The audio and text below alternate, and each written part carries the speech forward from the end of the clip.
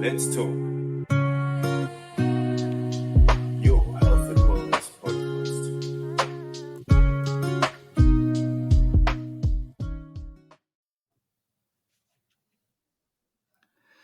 Good evening, everyone, and welcome to a special edition of Let's Talk. I'm Dr. Avron Urison, and it's great to have you all on the podcast with us this evening. And tonight we're focusing on women's health, from early adulthood through to menopause and beyond. We've got a great panel lined up for you. So, as usual, we've got one of our health and wellness and fitness experts, Mike Huse. Mike, welcome. Nice to have you on the show and the podcast. And we are very honored this evening to welcome one of South Africa's leading gynecology experts, Dr. Trudy Smith. Trudy, welcome, and nice having you joining us as well. Thank you. Look forward to the conversation. A very hot topic. No pun intended on the menopause side of things, but a hot topic, and something we're going to enjoy chatting. So let's go straight into it. And I think the first part is obviously setting the stage, right? So in starting with the basics. Trudy, can you, and I think what would be useful for our listeners is for you to explain, because we're going to go before and we're going to look at before, during, and after menopause. But I think as a start would be great for you to explain what is menopause and when women typically start experiencing the symptoms. So the word menopause actually means your last menstrual period ever in your life. That's what menopause means. So we often clump menopause into a syndrome or a problem, but it's really your last menstrual period. And the average age is around about 50, but it can be 47 to 52 or 53. And it really often follows family lines. So if your mom had her last menstrual period, for instance, very early, like when she was 42, she had premature menopause, you are actually at risk of premature menopause yourself. But if your mom had her last menstrual period when she was 55 or 56, you might be one of those outliers who has her last menstrual period then.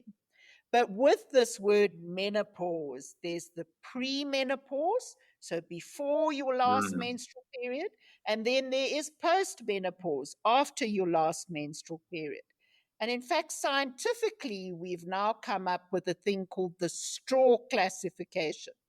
And the straw classification is good because what it says is that you are reproductive, you can reproduce, have children, and then you go through the early perimenopause, then the late perimenopause, then you have your final menstrual period, then you have early postmenopause and late postmenopause, because all those stages have different symptoms and different problems.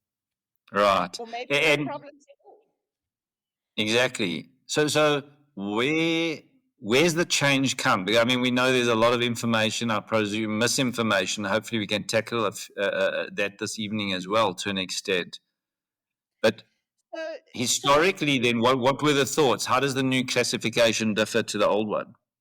So how that helps us is that often we use surrogate markers or markers to say we are menopausal, but there are subtle changes that happen. So men make sperm for life. Men can reproduce for life. Their testosterone might decline, but in many men, the testosterone doesn't.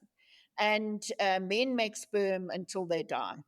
Whereas women, we are born with a finite number of follicles in our ovaries. And those follicles are responsible for our hormones, for our estrogen, our progesterone, and in fact, our testosterone as well. And as we age, our follicles decline. That's why if we're going to make a baby, in fact, the best time to make a baby is probably in your 20s, because that is when your ovaries are at their freshest and their youngest. And after 35, our follicular or our ovarian function starts to decline. And certainly after 40, our fertility declines, our follicles decline, and then our hormones start changing and becoming less functional like they were in our reproductive ages. So, were we designed to live this long? It's difficult to say, but I can tell you that other mammals can their ovaries work forever. The only people or mammals that theoretically get menopause are ourselves and whales, actually, which is quite Sure. interesting. I'm not too sure how they found that out, but yeah. Yes. No, that is interesting. But I suppose also what you so historically we just had, I suppose, women that thought, well, they're fine, then they have menopause, and then it's post-menopause. But I think what you're elucidating for us is that there's a phase before menopause, and we're going to go into that. Um, that different categories. For sure. So, there's a big buzz now because now I'm getting 30-year-olds who come in and tell me, I think I'm premenopausal. But in fact, not necessarily, Mm, and especially if you're on a contraceptive. right. So let's move into we'll talk about premenopausal first. And maybe we can just go start on the health side, sort of the health side that you're seeing, Mark, and you may want to give your comments or thoughts in terms of what you're seeing in terms of women pre-menopause and sort of the health and fitness side of things, and then we can ask Trudy for input on that. Cool. Yeah. I mean, again, I'll be the first one here to say this is not necessarily my exact field of expertise. Obviously, we deal with range of ages of people in our gyms, including women and men, and we see that they get more challenging as men and women get older to maintain health. So I think that if we're saying what's the best thing to do premenopausal, obviously I think the old adage of prevention is better than cure kind of rings true. So if you're making efforts now to, let's say, do resistance training, because one of the markers of menopause is dropping in estrogen, obviously that decreases bone density. So, just doing things like resistance training earlier on, building a little bit more muscle mass, will obviously offset the negative impacts of that once you go through menopause. That to me would be the most beneficial thing for a woman to start doing, because I think, again, as we've discussed in many podcasts, women are kind of pushed away from resistance training. They're pushed more towards cardios, and that's not a bad thing, because as I know, and Dr. Trudy can correct me, is, to my knowledge, menopause does have an increased marker risk for cardiovascular conditions. So, getting cardio in and doing resistance training as a combination will help offset the bone density loss and muscle mass loss, and obviously improve the cardiovascular health.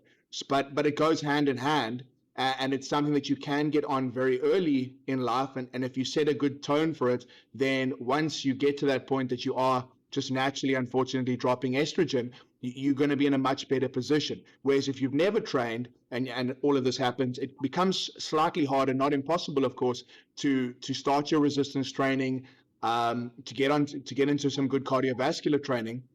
And I think at the same time, you've also got to be sympathetic to yourself. Again, obviously can't talk on the going through menopause and the hormonal fluctuations, but recovery is decreased as estrogen drops off and bone density drops off. So you've got to just be kind to yourself and understand that your recovery is going to take a little bit longer. If you have been someone that's been training for years and now you're going through menopause, things are a little bit harder, and just be a little bit easy with yourself, because I think understanding that you can't overcome something that is natural by being upset with it and upset with yourself that you're no longer able to do what you might have been able to do 5-6 years ago, just does allow yourself to feel a little bit better about the situation and stay consistent. Yeah. Trudy, in your experience with women in premenopause, you found that they're doing the required exercise, sort of what Mark is alluding to or alluding to. Absolutely. I mean, I agree with Mike. What I say to patients, you want to enter a situation in your best health. So when you're going to go into menopause, which we are all going to do as women, whether we like it or not, we are all going to become menopausal if we're going to age.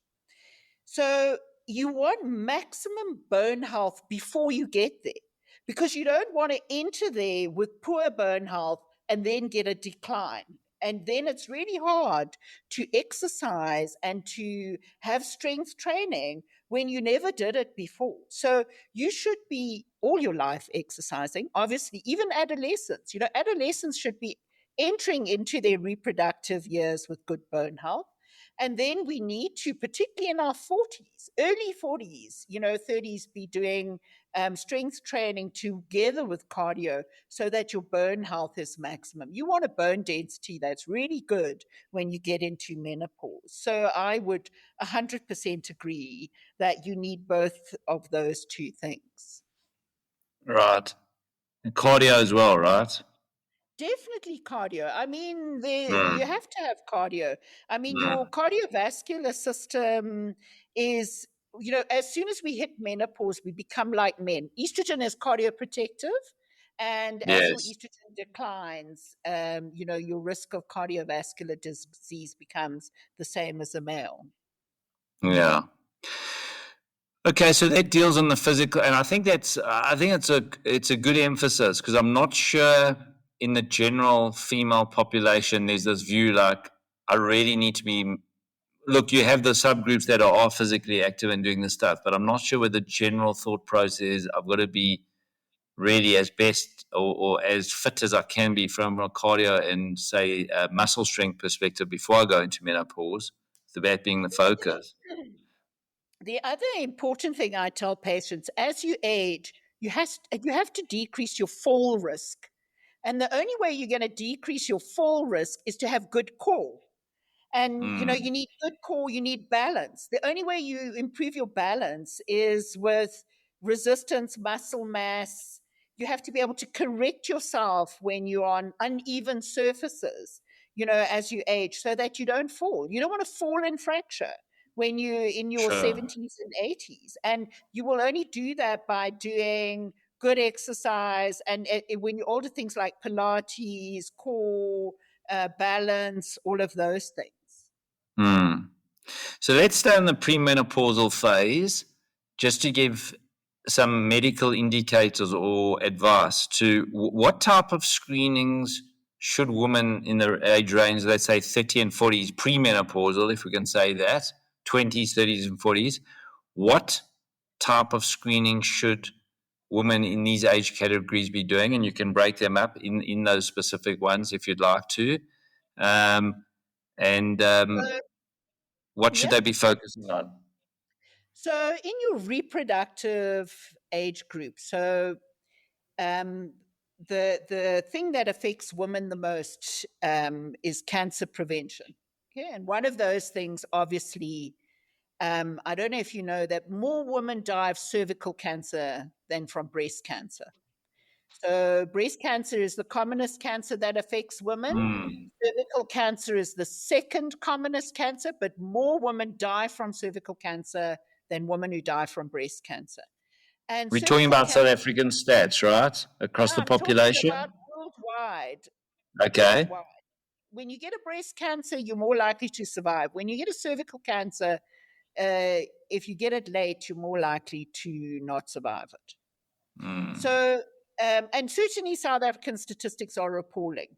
But, cervical smearing or screening is key. And we no longer do a pap smear. We actually test for HPV. So primary HPV testing from the age of 25 is what we all should be doing. And when do you stop that? The consensus is not quite clear, but probably 65 to 70, you can stop cervical screening, provided you've had normal screens. Right.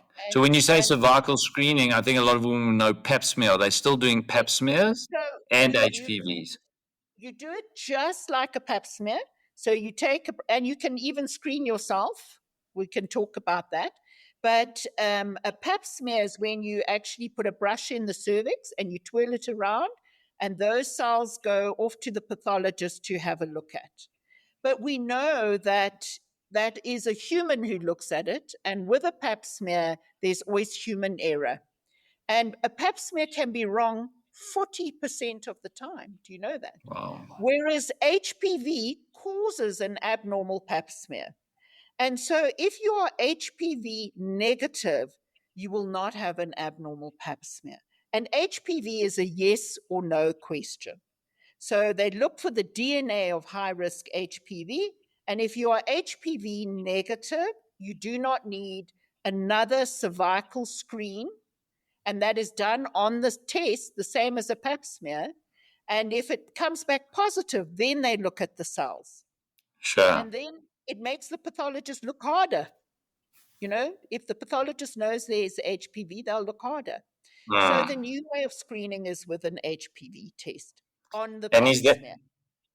are you suggesting a woman do this annually? No.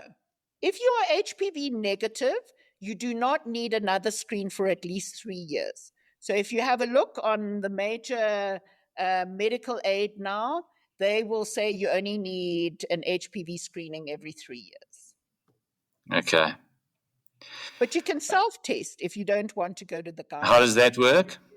So you put a tampon, you get self-testing kits, you put a swab or a tampon in your vagina, it goes into a bottle, it goes to the laboratory, and they test for HPV.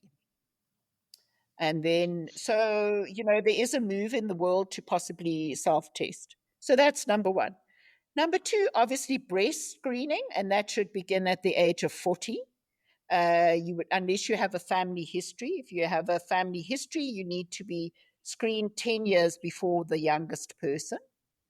And then the other thing, obviously, that you should start doing now is whether you should have a colonoscopy or whether you should send your stool for what's called a FIT test.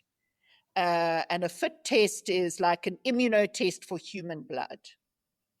So that is for colon cancer, because colon cancer is becoming more and more common now. So those are the screenings.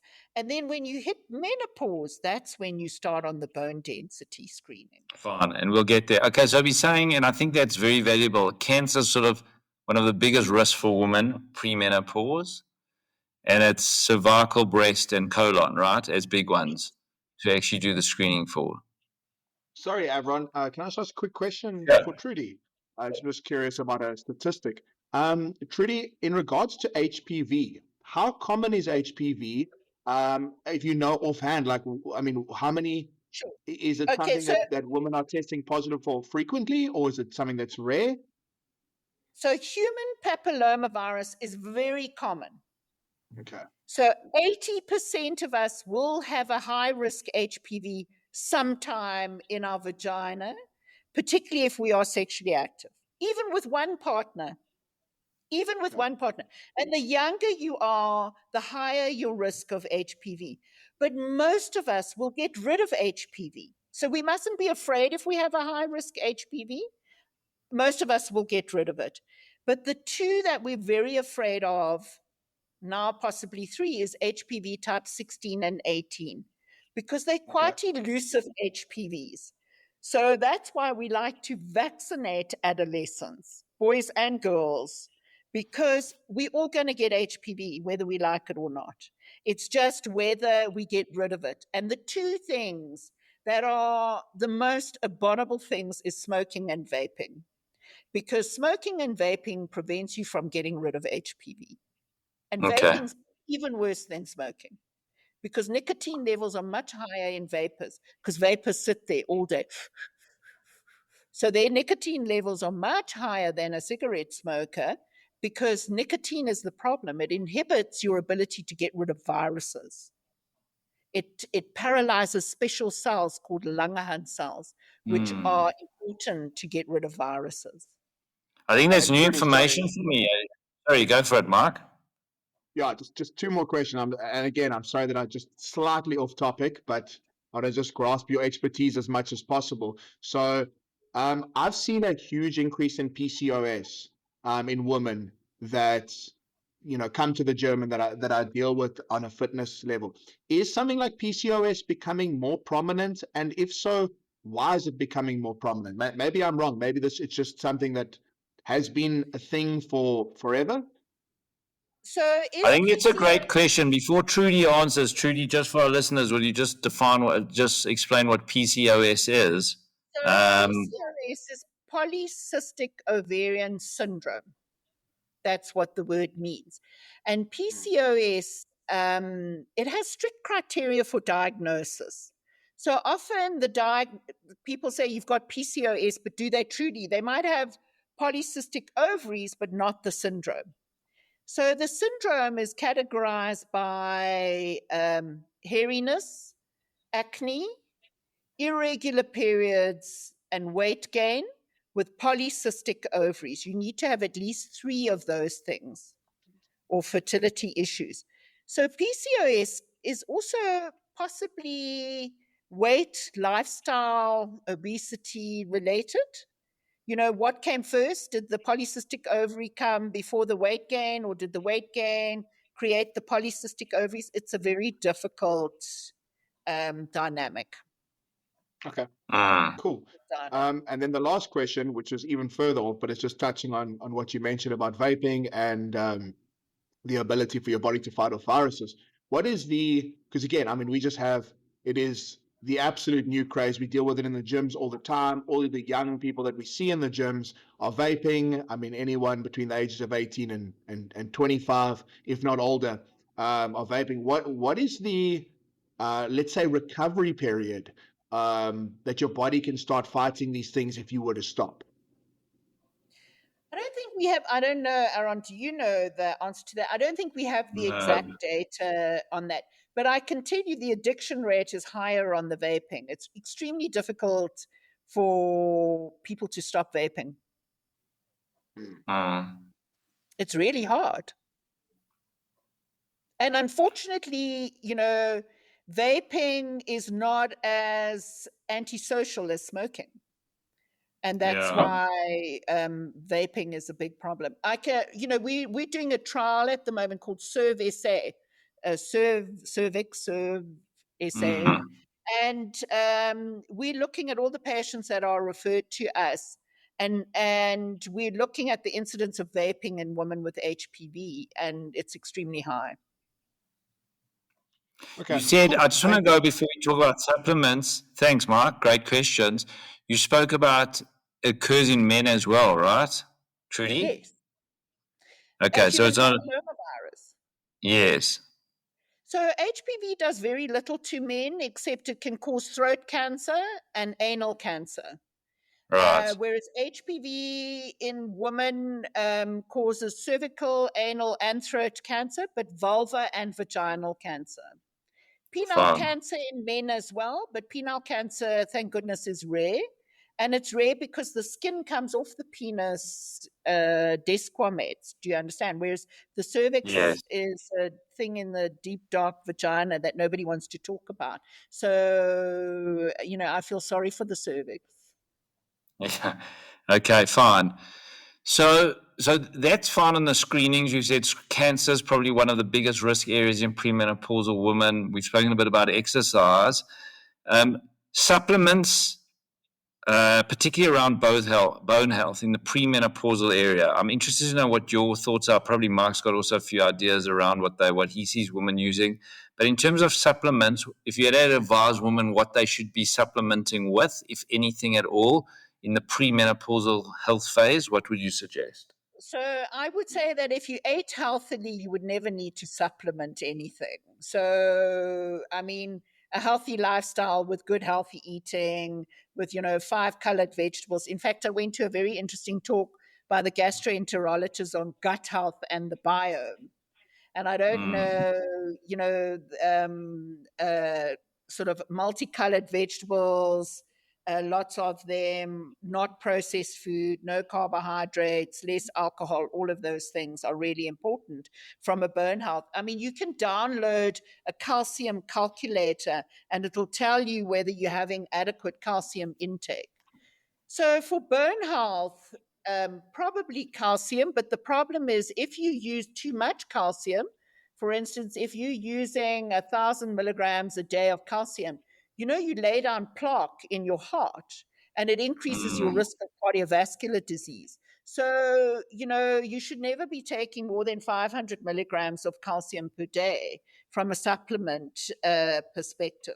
I'm not a major supplement fan. I think you should be eating properly rather than supplementing. And you should be staying away from processed food, high, carbohydrates, etc. But yes, calcium, and then vitamin D deficiency is a big problem because people don't go in the sun anymore. And if you had 5 minutes of midday sun, you would probably get enough vitamin D. But vitamin D supplementation definitely and possibly should be measured. Right. So if you're adequate in the calcium, vitamin D, you would suggest no supplementation. Otherwise, potentially looking at those. Mark, what do you see on your side? Do you see any particular supplements that women in the pre-menopausal phase are taking? Yeah, so I completely agree with Trudy and exactly what she said. Calcium and vitamin D would be the only supplements that I would recognize to aid and assist. I would, and again, saying that if the perfect diet is in place, but unfortunately, as we know, healthy eating is the most expensive form of eating, which is hilarious, but it's the most. So if you look at the average household, it isn't in the average South African's budget to live a processed food-free life. Just really isn't. So if you have to supplement, as Dr. Trudy said, 500 milligrams of calcium and some vitamin D, I think it's important for women that are going into menopause or anyone to stay hydrated. I have read studies that hydration and reduced sugars does reduce hot flushes in some cases. Again, I'm not sure how accurate that is, but it's what I've read. About 1.2 grams to 2 grams of protein per kg of body weight is obviously good to keep muscle mass up and obviously help bone density. I would say the only supplement that I would genuinely recommend is something like a whey protein. That's a good source of protein and a healthy source of protein without added sugars, etc. If you're struggling to get enough protein, because what I've seen with women is the struggle to eat protein seems to be a lot higher than for men. There's this whole drive for men to eat protein and grow muscle and all that kind of stuff. And when you look at social media and everything that's portrayed for women, it's eat as little as possible, have a salad, and all that kind of stuff. And it's like, well, that's not the most important thing if you're looking for your health. So I think that a sustainable source of protein that's taken in adequately through the course of the week and not abused is a good thing for women to consider, just in terms to get those protein markers, which is obviously a lot lower than men because we carry a lot more muscle mass. So to maintain and grow, men require more protein. So I don't believe, having a small amount of whey protein every day will definitely be a good supplement if you can't get the natural sources in, of course. So yeah, that's my recommendation. Fine. Thank you. Okay, guys. So I think pre-menopause, hopefully we've answered a lot of questions. I'm sure there are a lot more in this topic and go on for a long time. But I think let's move into the menopause and post-menopausal phase, right? And Trudy, moving into this phase, just to explain to our podcast listeners, what's the biggest hormonal and physical changes that women now start to experience? So the important thing to understand is as you transition is that your hormones start swinging wildly. Okay, so your estrogen can go from super high and plummet right down. So, in the perimenopausal phase, up until your last menstrual period, many women go and they measure their estrogen and then it's really high. And then they get given a whole clump of stuff to try and bring down their estrogen. That is a normal process, unfortunately, of the perimenopause, is that you make too much estrogen and too little progesterone. And that's why your periods start becoming irregular. And then your estrogen drops and you start getting night sweats and hot flushes. Not everybody does, but a lot of women do. You get mood changes, brain fog, decreased libido, anxiety, depression, funny sensations of crawling underneath the skin. You can get palpitations. You can get joint pain. There are about 37 symptoms of the menopause, perimenopause. So it really does make it difficult. the important thing is that you'll get a change in your menstrual cycle. You'll start missing periods, or your periods become longer, or they become shorter.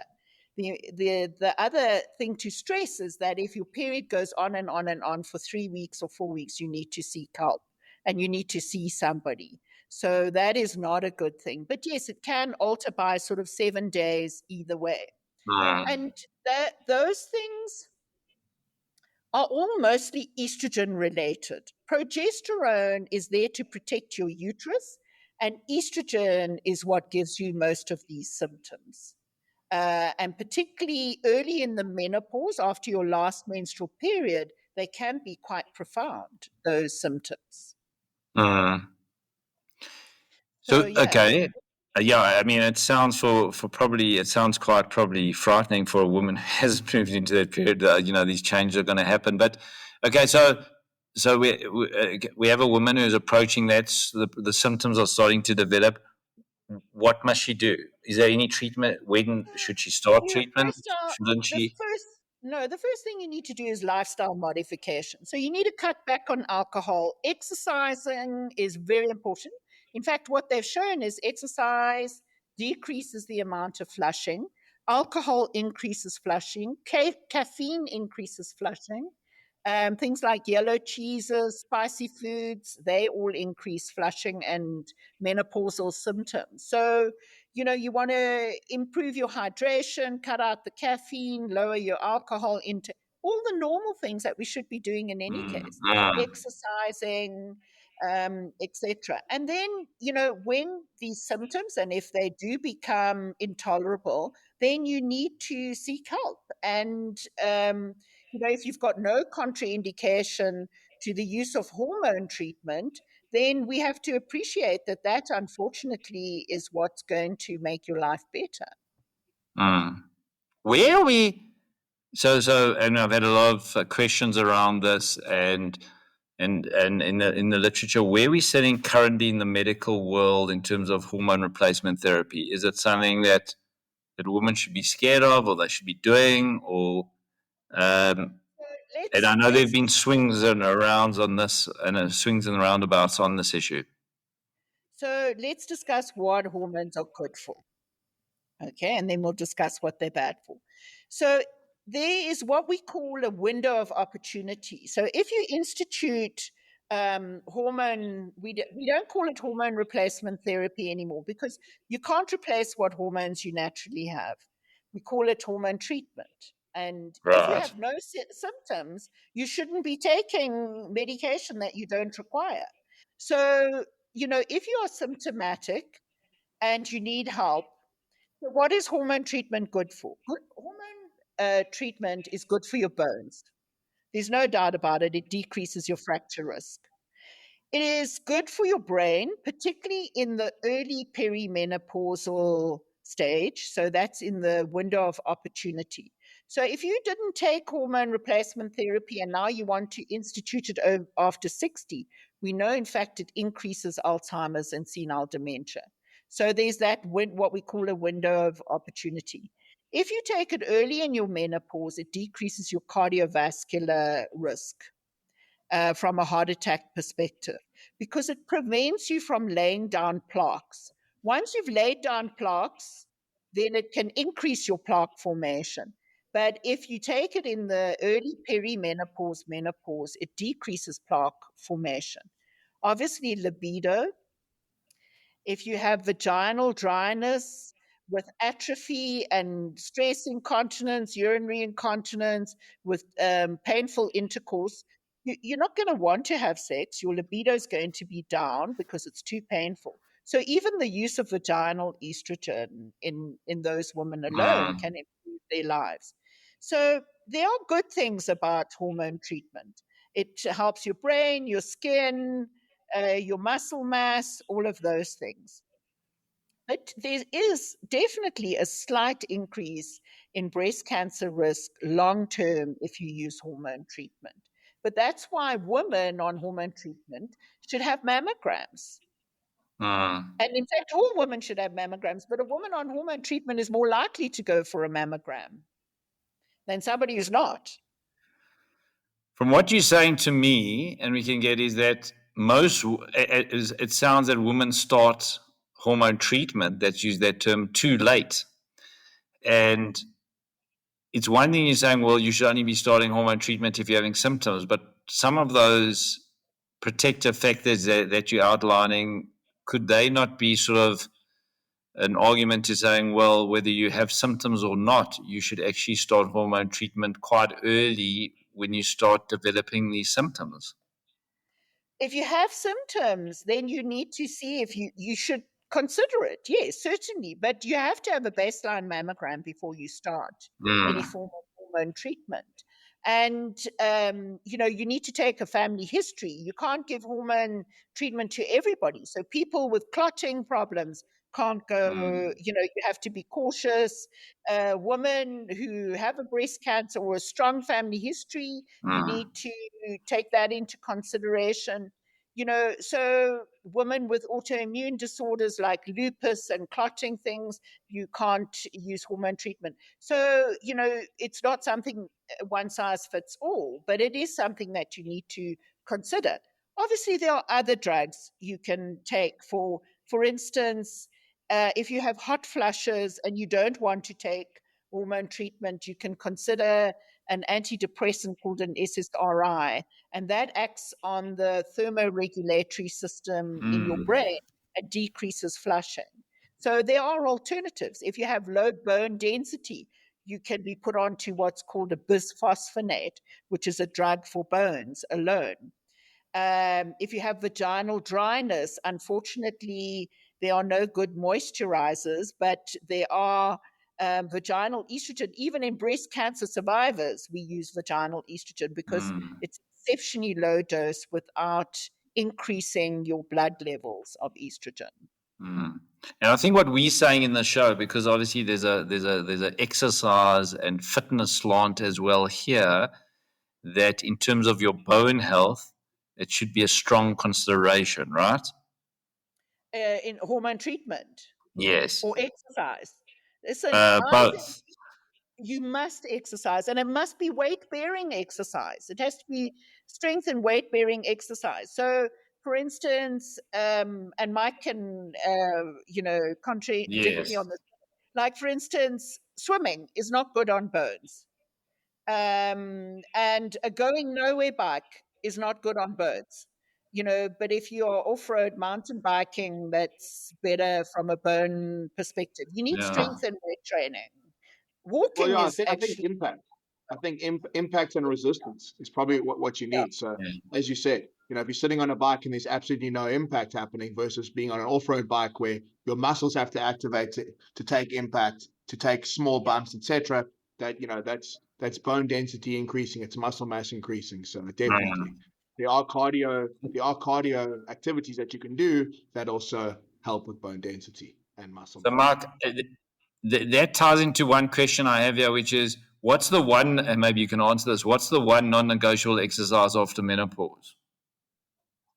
Would you call it, say, impact? I think that's a bit of an impossible question in terms of it depends on the goal, Avron, I guess. So if you're talking about resistance, then there's no such thing as a one movement fits all. If we're looking to build muscle mass holistically, then we're looking at compound resistant movements in the gym for all facets of the body. So we're doing a squat, whatever that squat looks like, depending on the person. If they're a stronger, more active person coming from an active lifestyle, then a free weight squat. If they're not, then a leg press, which is much more controlled and much easier to do. Same thing with a bench press. If a lady has come from a strong active background and feels like she can handle free weights, then a bench press where you're stabilizing is going to be more beneficial. But for the most part, because of the environment we live in and because females are often shunned away from resistance training through social media and those kind of things, a big portion of them never really grasp onto that. So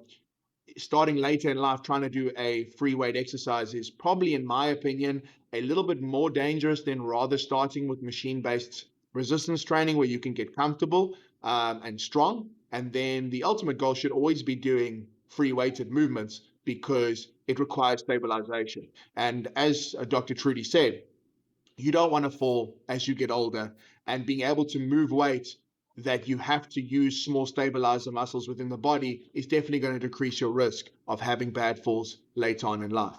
So that would be my suggestion. No one size fits all exercise, but starting within the scope of what you're able to do, you either start on cable operated machines where it's very, very safe and you move on to free weight exercises. Or if you have a history in training, then my suggestion would always be compound exercises that require resistance on a free weight. Right. I would say they must get moving, whatever it Yes. takes. Yeah, I 100%. mean, you have to get moving. And Mark, do you see an issue with this, with in terms of women post-menopause getting moving, coming into the gym? And let me ask you this: in your gyms and wellness, do you see more women in their pre-menopausal or post-menopausal phase? I mean, I think it's very skewed to premenopausal, but again, that's not to say that it's that way for any reason other than we live in a society that rewards people for aesthetically looking good. So it's driven for younger females and younger men to be in the gym. One, it's easier for you to do because you're fit and you can wake up early in the morning and you feel great and you can drink the whole weekend and go to gym on a Monday and still feel great. Whereas I think as you get older, it kind of that whole recovery period really starts playing a factor. So I think that we definitely see a lot younger women and younger men in the gym as a standard. And I think that we see that women are way more consistent once they get motivated. I've always said that a determined woman is a lot scarier than a determined man, because when women kind of get onto the fitness journey and stuff like that, they don't fall off as easily as men do. So I think that if women can make it a habit in their day to day and make the right habits early on, they will see that fitness journey out throughout their life. You see a lot more fall off in terms of male fitness as they get older versus female fitness. And I think the statistics are pretty hectic on that. Women that have been training from the age of like 22 or 23 have I think it's like a 67% lower fall off risk once they reach 50 years old versus men. Right. And again, the numbers might be different, so don't take that stat on like baseline, because there's a lot more men training naturally on the planet than there are women, so the stat is slightly skewed. But I think that from what I've seen in the gym environment, if women can get into it young and make that consistency, they tend to just do a lot better as they get into older age. And yeah, they just seem to be a lot stronger and make it through that menopausal period quite easy.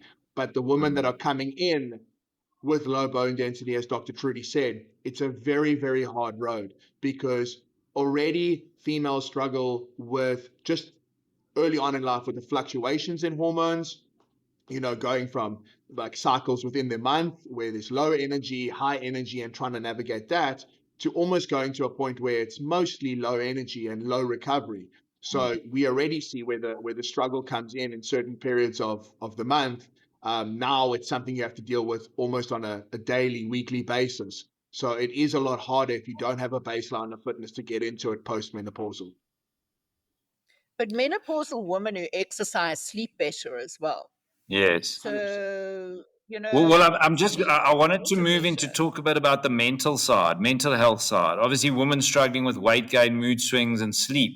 Obviously, exercise, and what I'm hearing from Mark and Trudy from you, obviously, exercise is a key part of that, right? And managing that, both from just the exercise direct physical effects, but also from, I suppose, social connection and feeling well. So what's also interesting from as we age as women, from a senile dementia and Alzheimer's perspective, is that women who exercise, and particularly women who exercise with friends, if they walk and talk, social interaction, is that your senile dementia and Alzheimer's is much less. Wow. So you need that interaction. I mean, it really makes my heart warm when you see families exercising, from Yes. young kids. And so, because that's going to be a chain reaction, that's going to make your kids exercise when they're older. And then, particularly if you continue into your postmenopausal, and it's not easy. I mean, as a working woman, it's not easy. I'm on the road at 5:30 in the morning. Exactly. I go to Pilates at 6 or whatever, but you can make it happen. Sure. Let's go into some myth busting as we and clear up some common misconceptions. So, Trudy, what would you say sort of is like the one big misconception that women have about menopause that you potentially would like to correct? I think the one myth is that every single woman who takes HRT is going to get a breast cancer, and that's not true. Yes. Women who don't take HRT also get breast cancer. Women have breasts. We're the most at risk of breast cancer. And in fact, what they've shown is obesity alone increases your risk of breast cancer. So it should be a serious consideration, right? Yeah. Sorry, Avron, I would really like Trudy to bust a myth for me, because I feel like I may never get this opportunity again to ask this, and it's something that I've Yes, actually go battled ahead. with for probably about 15 years. So, Trudy, I spent a lot of time in Asia when I was younger, and I had many conversations around fitness with older Asian ladies, because they were part of where I worked and where I trained, and a lot of them did not have a word for menopause. And when I did a bit of research back then, there was a lot of data indicating that because their diets are rich in estrogen enriching foods like soy, they got menopause later in life. I don't know how true that is, and I've always wondered, like, is there any kind of basis to this, or is it just a myth? There is data. There is data. So I can tell you that Black African women, their menopause is slightly earlier, and Asian women's menopause is later. Different groups experience different symptoms. Asian women have less hot flushes because of their diet, which is higher in soy. So Right. tofu, And etc., is that has because we were estrogen. going to go on to diet, and I wanted to ask you, which just post menopause, sort of what are the recommendations in diet? Is there any significant points that you'd like to talk about? And is tofu one of them? Well, women who have diets that protein is a big problem for older women. They often don't eat enough, and they get sarcopenia, so they lose muscle mass. Again, it needs to be a mixed, varied diet. But some women eat way too much soy, and then when you have too much soy, you can actually have too much estrogen. So, it is a balanced diet that you need. So to answer Mark's question, would you say soy is helpful post menopause? I would say that I don't know that we have good data on that. Okay. Trudy, sorry, would you maybe say that there's more beneficial information towards a varied diet that maybe contains soy premenopausal that might push that menopausal date out? Because I mean, again, that's based on the data you gave me now, saying that, and again, I'm sure that that it's not necessarily just down to that Asian women typically go through it later, but there's got to be a contributing factor, and I don't think that starting to eat soy once you've gone through menopause is going to make much of a difference versus maybe having a diet that has a slight amount of soy in it while you're younger. Maybe is there any validity to that? We don't have data on that. I mean, it's also genetic. So, unfortunately, they come from the same genetic background. So, Yeah. it's also a genetic thing. But I think also what we have realized is that the more we talk about it, the less of a taboo it is. So, Yes. the biggest problem I have with a lot of women is they're like, oh my God, my mother, nobody told me this was going to happen to me. This is like tragic, So I Yes. think we need to talk about it. Yeah. And I think that's part of the podcast and the shows, education. Let's talk about it. One other quick question that's come. Best supplement for postmenopausal women. Trudy, what would you suggest on that one? We spoke premenopause, but postmenopause. I think exactly the same. There's a little bit of work on calcium with K2, so with, together, improves the absorption. But you have to be careful with too much calcium and constipation in the elderly, and diverticulosis. So, yeah. It's been fascinating. And I definitely think from what we brought out, we can redo this and focus on particular areas. And there's just so much information. But certainly from my side, I found it fascinating and really educational, Trudy, and Mike, your input as well. And maybe just from each of you, if just to finish off our podcast, what's one key message that you'd like to give to women approaching or going through menopause? Trudy, maybe we can start with you, and then Mike will go to you. So my key message is, if you are symptomatic and struggling, seek help. But I think we need to also discuss that your help needs to be within the realm of registered, licensed medication. We can have a whole discussion on unregistered, unlicensed medication, and to have a healthy lifestyle. Thank you. Mark? I mean, again, I hate to comment on things that I'm really not in the field of, and I think Trudy said it best, and I don't have much to add on that. I think, again, one thing that's been prevalent in this whole discussion is that whatever topic we cover, it always seems to be better if someone is training and eating healthy. Like there's no way around that. And I think if there's a takeaway on this, is start younger than older, because at the end of the day, there is no substitute for a well-aged process in your life. Once you get sick, you'd give everything back to be healthy again. And unfortunately, if you don't make those decisions early on in your life, then it is almost inevitable that you will get sick and that you will struggle later on in your life. And it's one of those things that we don't think about while we're here, while we're young and while we can move. And then, I look at myself as a prime example. I was terrible when I was younger at stretching, and now being 36, I'm definitely not old, but I struggle because I don't have flexibility that I should have had. And I could have corrected that when I was younger, and it's much harder to correct now. So my advice to everyone is, get the little things right when you're younger and actually enjoy the aging process, because you are a lot more capable and you can be a lot more capable and active much late into your years in the current landscape that is fitness and everything that we have on hand. So yeah, just to echo Trudy, I think fitness, exercise, and good eating from as young as possible is the key takeaway. And as Trudy said, keep moving. Thanks, guys. It's been a fascinating Let's Talk on Women's Health. Dr. Smith, Dr. Trudy, thank you for your time and incredible insights. It's been great to have you on the show, and we really appreciate it.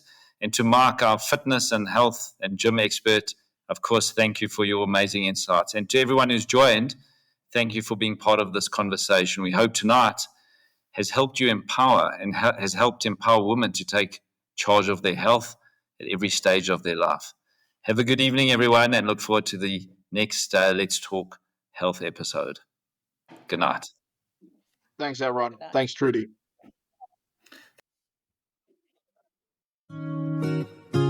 Let's talk.